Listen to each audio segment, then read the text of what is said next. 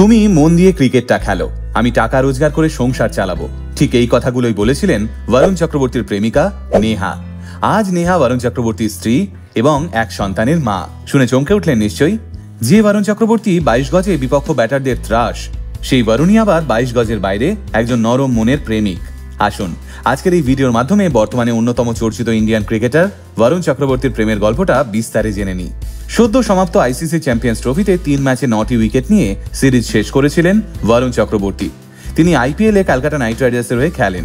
বর্তমানে গাড়ি বাড়ি ব্যাংক ব্যালেন্স কোনো কিছুরই অভাব নেই বরুণের। তবে একটা সময় ছিল যখন বরুণ তার গার্লফ্রেন্ড নেহাকে বলেছিল, আমার জন্য অপেক্ষা করো না, ভালো ছেলে দেখে বিয়ে করে নাও। কিন্তু বরুণ নেহাকে এই কথা কেন বলেছিল, সেই গল্পটাই বলবো আজ।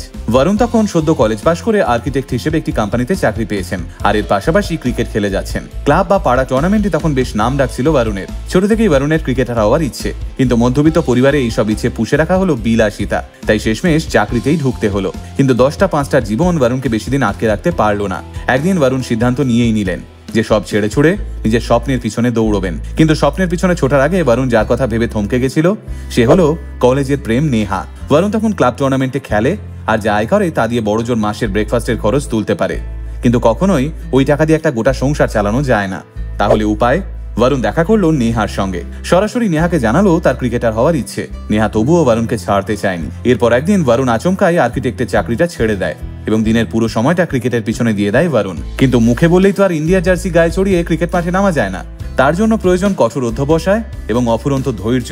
বরুণের কাছে এই গুণগুলো ছিলই, আর ছিল মনের জোর।